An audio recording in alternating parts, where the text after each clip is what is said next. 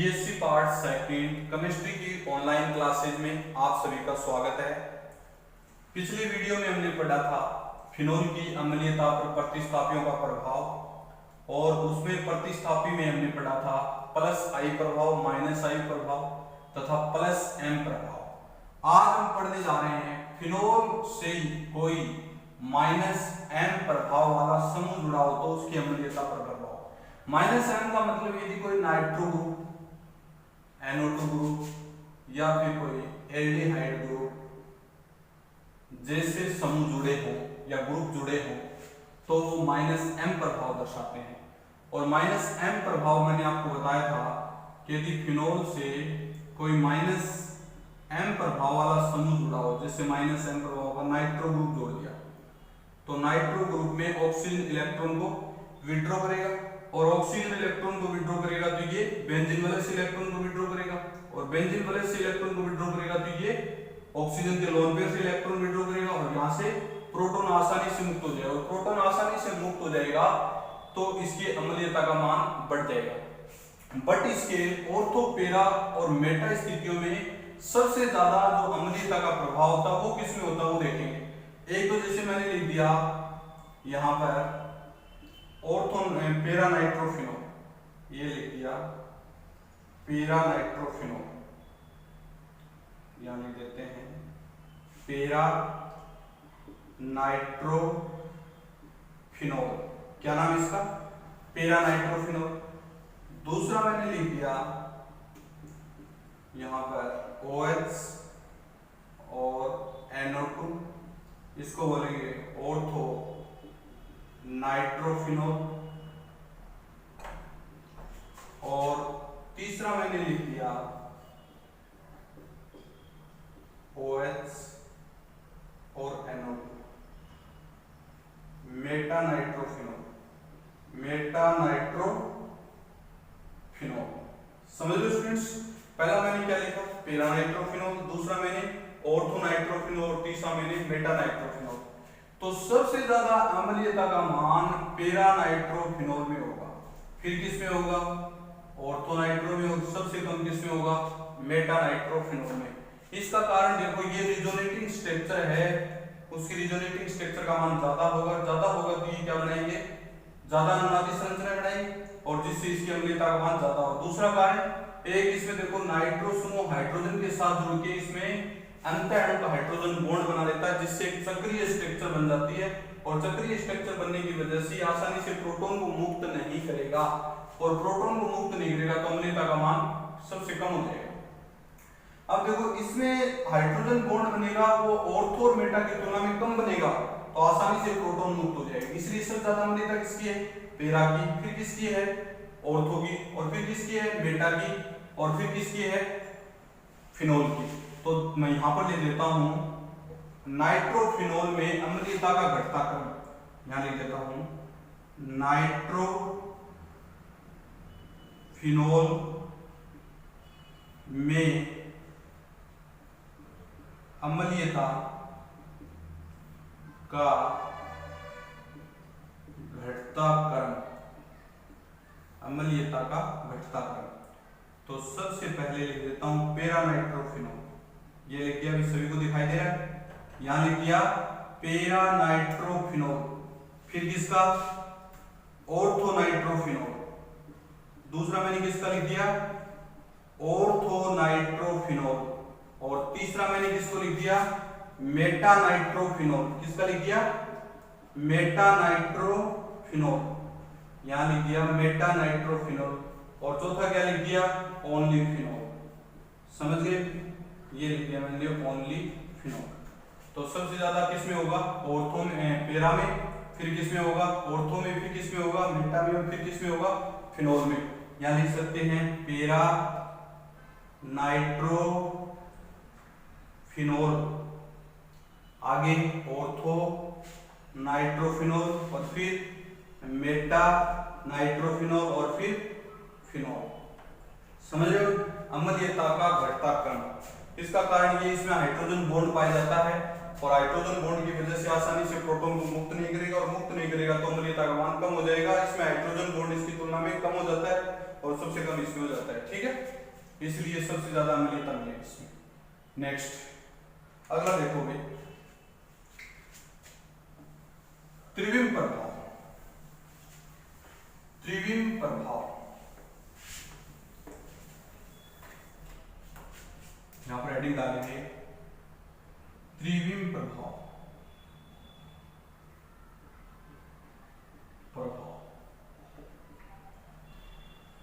देखो त्रिविम प्रभाव यदि फिनोल में कहीं जुड़ा हो तो उसकी अम्लीयता के मान प्रभावित होते हैं। जैसे मैं कंपाउंड देता हूं आपको, ये कंपाउंड है, यहां CH3 और यहां CH3, ठीक है भाई। त्रिविम प्रभाव का मतलब ये जो CH3 समूह है ना, CH3 ये CH3 समूह, ये OH को चारों तरफ से घेर लेंगे, और OH को चारों तरफ से घेर लेंगे तो OH अपने लोन पे बेंजीन रिंग को नहीं दे पाएगा, और बेंजीन रिंग को नहीं दे पाएगा तो बेंजीन की अनुनादी संरचनाएं नहीं बनेंगी, और नहीं बनेंगे तो इसका मतलब ये प्रोटॉन आसानी से मुक्त नहीं होगा, और आसानी से मुक्त नहीं होगा तो इसकी अम्लीयता का मान क्या हो जाएगा, कम हो जाएगा सर। तो ये डिस्क में लिखते हैं, यदि त्रिविम प्रभाव, यदि बेंजीन वलय से कोई त्रिविम प्रभाव वाले या प्लस आई प्रभाव वाले समूह जुड़े हों तो OH समूह को चारों तरफ से घेर लेते हैं, और OH समूह को चारों तरफ से घेर लेते हैं जिससे आसानी से प्रोटॉन मुक्त नहीं होता तो इसकी अम्लीयता का मान क्या हो जाता है, कम हो जाता है, इसीलिए इसमें अम्लीयता का मान घट जाता है। यहाँ लिखेंगे अम्लीयता का मान घट जाता है, समझिए। ये था आपके त्रिविम प्रभाव। नेक्स्ट नई हेडिंग डालेंगे अपन, chemical reaction of phenol. Heading डालें chemical reaction of phenol. Chemical reaction of phenols. Phenol की रासायनिक अभिक्रिया, कौन सी अभिक्रिया, रासायनिक अभिक्रिया। तो सबसे पहले रिएक्शन जो अपन पढ़ेंगे सोडियम धातु के साथ अभिक्रिया। सोडियम धातु के साथ अभिक्रिया। ये रिएक्शन स्टेट्स मैंने आपको पहले थोड़ी देर पहले करवाई थी, मैंने यानी आपको 2-4 दिन पहले मैंने करवाई थी इसमें फिनोल की अम्लीय प्रकृति। तो आज मैं वापस बताना जा रहा हूं, जब फिनोल की रिएक्शन सोडियम धातु से करवाई जाती है तो सोडियम फिनोक्साइड बनता है, साथ में H2 गैस मुक्त होती है जो फिनोल की अम्लीयता दर्शाती है। देखना भाई, ये अपने पास फिनोल है, ये फिनोल, इसकी रिएक्शन किससे करवाई, Na धातु से। यहाँ क्या लिखेंगे, -1/2 H2 गैस, और आगे क्या बच जाएगा, सोडियम फिनोक्साइड। क्या बचेगा, सोडियम फिनोक्साइड, इसको बोलेंगे सोडियम फिनोक्साइड।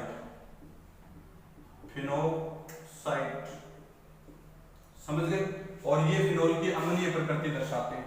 अब मैं इसी का दूसरा एग्जांपल लेता हूं। मान लीजिए दूसरा एग्जांपल मैंने ये ले लिया कि फिनोल की रिएक्शन यदि NaOH से करवाई, किससे करवाई, NaOH से।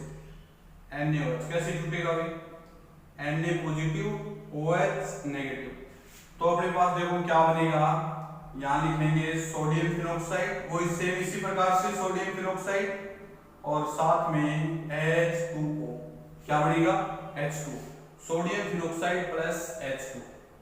समझ गए, तो ये चीज सोडियम धातु के साथ अभिक्रिया।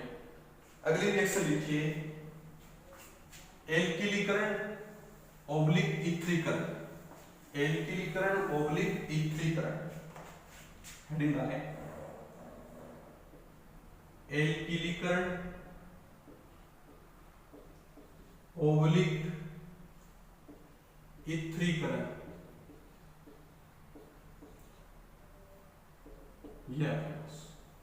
तो देखो इसमें क्या होगा, जब फिनोल की अभिक्रिया एल्किल हैलाइड के साथ करवाई जाती है तो ईथर का फॉर्मेशन होता है। किसका फॉर्मेशन होता है, ईथर का।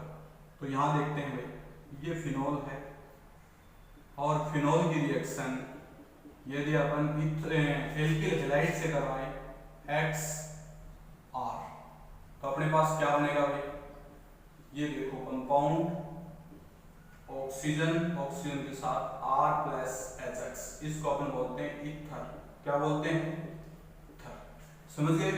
फिनोल की रिएक्शन यदि एल्किल हैलाइड से करवाएं तो ईथर का फॉर्मेशन होता है। किसका फॉर्मेशन होता है, ईथर का, क्योंकि दोनों यहां से रिएक्शन करेंगे, HX को रिमूव करेंगे और HX रिमूव होते ही क्या बन जाएगा, ईथर बन जाएगा। ठीक है भाई।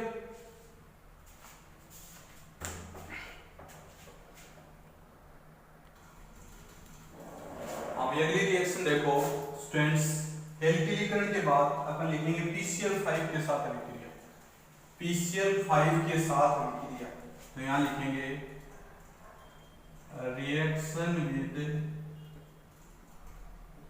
PCl5, reaction with PCl5। तो इसमें लिखेंगे जो फिनोल की अभिक्रिया PCl5 के साथ करवाई जाती है तो क्लोरोबेंजीन का निर्माण होता है। किसका निर्माण होता है, क्लोरोबेंजीन का। देखना यहां लिख देते हैं फिनोल और यहां लिख देते हैं PCl5। क्या लिख देते हैं, PCl5, ये PCl5 क्या निकलेगा, HCl, POCl3 और क्लोरोबेंजीन, ये बन जाएगा chlorobenzene. Chlorobenzene POCl3 plus HCl। समझ गए। ये थी आपकी PCl5 के साथ रिएक्शन। अगली रिएक्शन लिखेंगे एसिटिल क्लोराइड के साथ अभिक्रिया। किसके साथ, एसिटिल क्लोराइड के साथ। अगली रिएक्शन हेडिंग डालिए, एसिटिल क्लोराइड के साथ अभिक्रिया। किसके साथ, एसिटिल क्लोराइड के साथ अभिक्रिया। तो इसमें लिखेंगे यदि फिनोल की अभिक्रिया एसिटिल क्लोराइड के साथ करवाई जाती है तो एस्टर का फॉर्मेशन होता है। ब्रेक में लिख देते हो आप एस्टरिफिकेशन, एस्ट्रीकरण। क्या लिखेंगे, एस्ट्रीकरण। तो फिनोल की अभिक्रिया एसिटिल क्लोराइड से या एसिटिक एनहाइड्राइड से करवाई जाती है तो एस्टर का फॉर्मेशन होता है। देखना ये लिख दिया मैंने फिनोल, ठीक है भाई, और यहां पर क्या लिख दिया, एसिटिल क्लोराइड। क्या लिखेंगे, एसिटिल क्लोराइड। और एसिटिल क्लोराइड के साथ रिएक्शन करवाएंगे तो माइनस क्या निकलेगा, HCl, और माइनस HCl निकलेगा तो अपने पास क्या बचेगा, यहां लिखेंगे बेंजीन, यहां लिखेंगे ऑक्सीजन, यहां लिखेंगे CO और यहां लिखेंगे CH3। ये आपका क्या बन गया, एस्टर। क्या बोलेंगे इसको, एस्टर। कोई दिक्कत नहीं। अब मान लीजिए मैं इसी रिएक्शन को ऐसे करता हूं, ये फिनोल है, फिनोल की reaction acetic anhydride CO CH3 और यहां लिख देते हैं CO CH3, एसिटिक एनहाइड्राइड। तो इसमें देखो क्या होगा स्टूडेंट्स, ये बॉन्ड यहां से टूट जाएगा और आपके पास वापस वही क्या बच जाएगा, माइनस CH3 COOH और आगे लिखेंगे बेंजीन, बेंजीन के साथ ऑक्सीजन, ऑक्सीजन के साथ CO, CO के साथ CH3, इसको भी क्या बोलेंगे, एस्टर। तो फिनोल का एसिटिल क्लोराइड के साथ या एसिटिक एनहाइड्राइड के साथ अभिक्रिया करवाएं तो अपने पास क्या प्राप्त होगा, एस्टर। और इसे बोलते हैं एस्ट्रीकरण अभिक्रिया। क्या बोलते हैं, एस्ट्रीकरण अभिक्रिया। नेक्स्ट हेडिंग डालें reaction with ammonia, reaction with ammonia. क्या लिखेंगे, रिएक्शन विद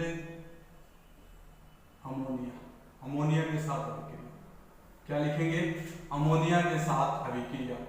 यदि फिनोल की अभिक्रिया अमोनिया के साथ ZnCl2 की उपस्थिति में करवाई जाती है तो एनिलीन का फॉर्मेशन होता है। किसका फॉर्मेशन होता है, एनिलीन का। देखना भाई,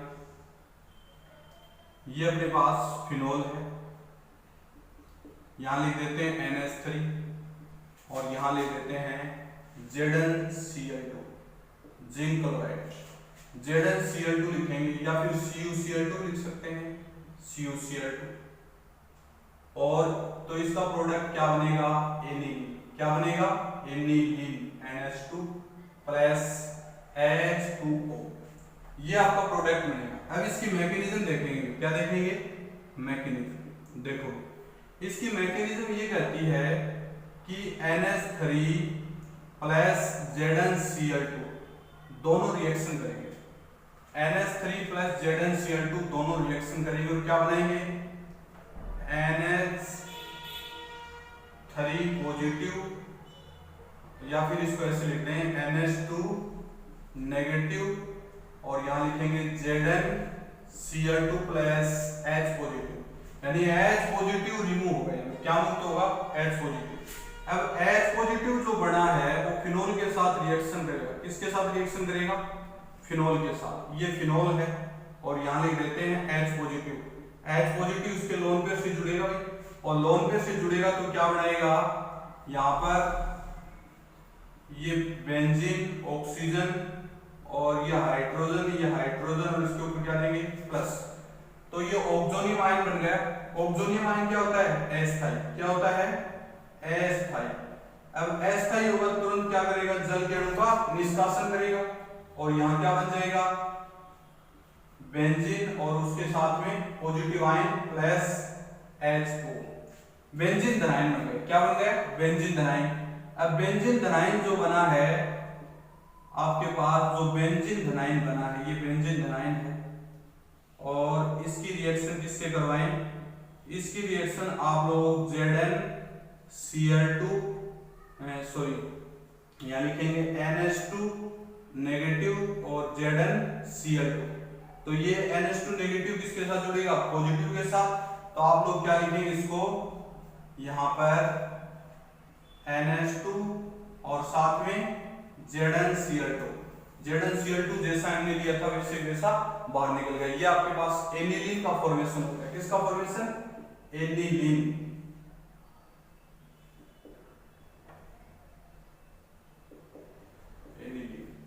समझ गए, किसका फॉर्मेशन हो गया, एनिलीन का। नेक्स्ट अगली रिएक्शन, रिडक्शन। अगली रिएक्शन में क्या लिखेंगे, रिडक्शन। तो इसमें पहला, यदि यहां पर पहले हेडिंग डाल देता हूं अभी, अपचयन,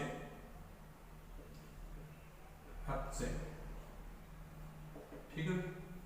तो पहला अपचयन है इसमें, यदि बेंजीन की रिएक्शन, ये फिनोल की रिएक्शन जिंक धातु की उपस्थिति में, या क्या लिखेंगे, Zn, जिंक धातु की उपस्थिति में करवा दी जाए तो फिनोल का रिडक्शन हो जाता है एवं बेंजीन का फॉर्मेशन होता है। किसका फॉर्मेशन होता है, बेंजीन, और साथ में जिंक ऑक्साइड मुक्त होता है। साथ में क्या मुक्त होता है, जिंक ऑक्साइड। अपचयन में पहला अपचयन क्या है, जिंक धातु के साथ। यदि फिनोल का अपचयन जिंक धातु के साथ करवाएं तो बेंजीन का फॉर्मेशन होता है, साथ में जिंक ऑक्साइड बाहर निकलता है। तो देखना ये अपने पास ये इसके साथ जुड़ेगी, तो ये अपने इलेक्ट्रॉन किसको देगा, बेंजीन को देगा। तो बेंजीन को देगा तो अपने पास क्या बनेगा, अभी देखो ये minus plus HO Zn plus, और ये वापिस अपने इलेक्ट्रॉन इसको दे देगा, तो यहां से क्या निकलेगा, H प्लस किसके साथ जुड़ेगा, O माइनस के साथ। तो आप क्या लिखेंगे इसको, यहां पर H और साथ में Zn। ये आपका रिडक्शन की मैकेनिज्म है, ठीक है। दूसरा लिखें, यदि रिडक्शन मोलिब्डेनम ऑक्साइड MO और O2 मोलिब्डेनम ऑक्साइड की उपस्थिति में करवा दिया जाए तो बेंजीन का फॉर्मेशन होता है। इसका फॉर्मेशन होता है बेंजीन। सेम ये प्रोसेस है, देखो OH और यहां लिख देते हैं MOO2, ठीक है भाई, और ये आपके वापिस क्या बन जाएगा, बेंजीन। क्या बन जाएगा, बेंजीन। समझ रहे हो इस बात को, साथ में 1/2 O2 मुक्त हो जाएगी। ये दूसरे प्रकार का रिडक्शन। और तीसरे प्रकार का जो रिडक्शन है वो निकल धातु की उपस्थिति। तीसरे प्रकार की रिडक्शन में क्या है, यदि फिनोल का आपसे निकल धातु की उपस्थिति में करवा दिया जाए तो साइक्लोहेक्सेनॉल बनता है। क्या बनता है? साइक्लोहेक्सेनॉल। साइक्लोहेक्सेनॉल तीसरे प्रकार का रिडक्शन ये अपने पास, ये फिनोल है और ये फिनोल की रिएक्शन यदि अपन किससे करवाएं? निकल धातु की प्रेजेंस से। किस कौन सी धातु? निकल।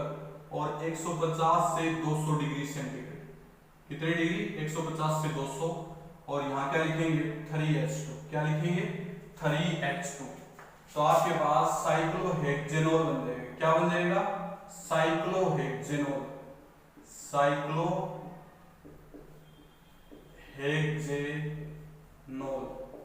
समझ गए? ये था आपका रिडक्शन। तो फिनोल का रिडक्शन फिनिश। अब नेक्स्ट वीडियो में हम पढ़ेंगे फिनोल की कुछ विशेष प्रकार की रिएक्शन जो इलेक्ट्रोफिलिक सब्स्टिट्यूशन रिएक्शन के नाम से जानी जाती हैं, वो अपन अगले दिन में पढ़ेंगे। आज का इतना ही काफी है। ठीक है? Okay students.